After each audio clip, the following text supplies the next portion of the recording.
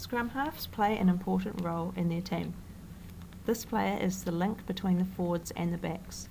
The service they provide in terms of ball quality determines the speed, efficiency and momentum of the attacking play.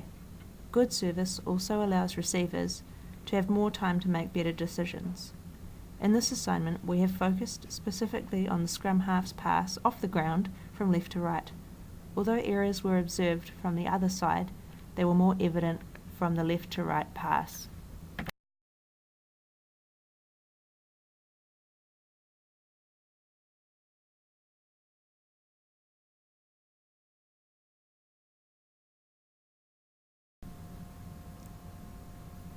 Critical features of the scrum half pass include feet placement, knee flexion and extension, hand placement or grip, and force summation.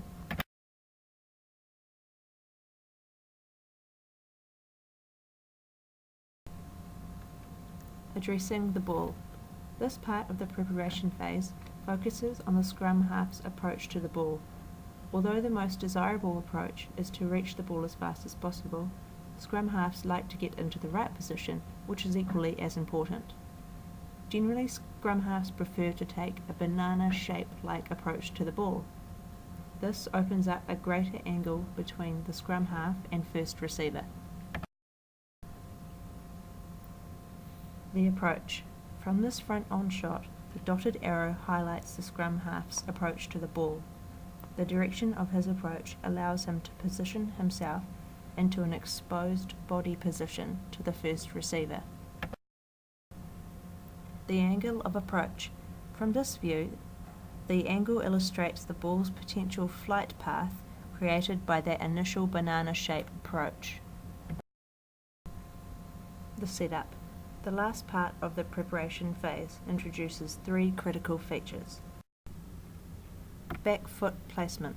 This clip displays one of the few strengths our participant performs. Here he plants his back foot next to the ball, which potentially allows him to generate his maximum capacity of power. Front foot placement. The next footage presents one of the most detrimental faults in his passing technique.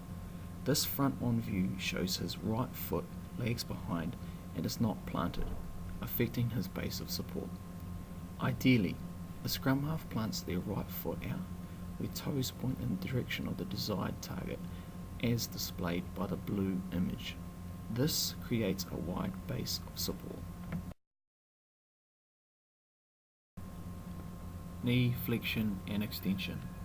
The still image on the left represents the ideal knee position, where the knee closest to the ball is flexed and the other knee is extended laterally. In contrast, the image on the right illustrates the scrum half pivoting from the left hip rather than flexing his left knee, causing his bum to be in a higher position than his upper body. Also, as a result of the right foot not being planted, the right knee is not extended laterally. Hand placement. During the setup phase, the scrum half should ideally place his left palm on the outside face of the back of the ball, and the right palm is on the opposing side of the ball. From this footage, it is evident that our participant's hand placement twists to his favoured grip, where the dominant right hand is on the top and the left hand is used as the guide.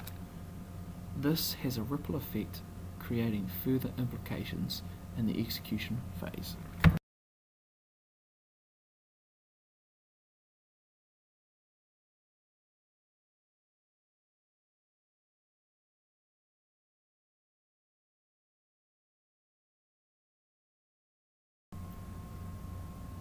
Feet placement, base of support. Once the scrum half is able to set their feet in the ideal position, the player creates both a wide base of support and a low centre of gravity. This enables the player to execute an effective pass.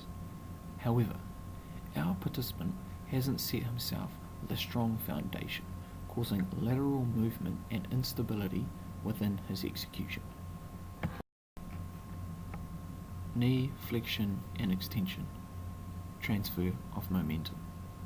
The significance of this critical feature is that it allows the scrum half to use both his knees to leverage his momentum. This enables the scrum half to transfer his weight towards the receiver. Here, our participant fails to set himself up where he flexes his left knee and extends his right knee outwards.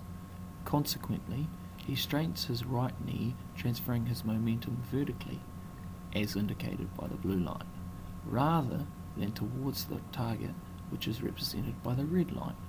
This has implications where the ball's trajectory is exaggerated due to this upward momentum. Force summation. During this part of the execution, force summation is generated predominantly by the left shoulder. However, this participant displays minimal power generated from his leading deltoid. He compensates for this weakness in several ways. To generate enough power to execute his pass, he initially lifts the ball up from the base of the ruck. Secondly, he swings his arms in an attempt to produce momentum in his action. In some instances, he gallops laterally to accommodate for his lack of power in the shoulders.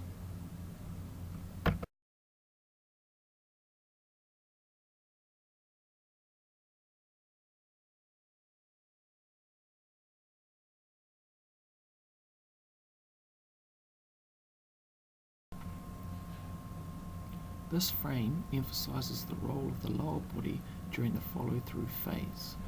The blue circle represents where the back foot is positioned. The difference between the two images is clearly that the ideal model is planted and our participant is raised. The purple line illustrates the position of the back knee. As you can see, the line in the left image is straight, whereas the line in the right image is bent. The orange circle shows how the front knee should be positioned. Again, one features flexion and the other shows extension.